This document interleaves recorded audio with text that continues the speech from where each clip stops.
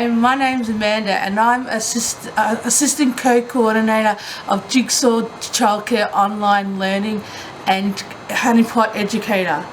Today I'll be explaining why we have poppies on Anzac Day and making you a poppy.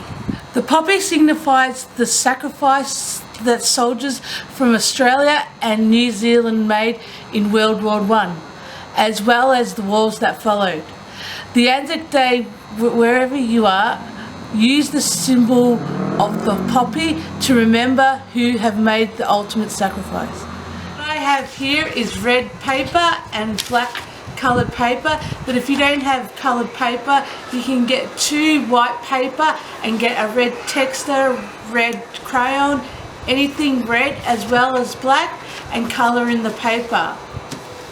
Then we'll get a pen, we'll draw a flower just like this, we'll cut it out. So now I've cut it out the red paper. Now what I'm going to do now is I'm going to get the black piece of paper, draw a little circle and cut out the circle and then stick it in the middle. Now we cut the small black circle, we'll just glue it, just like this. And now it's ready to stick in the middle of our red flower.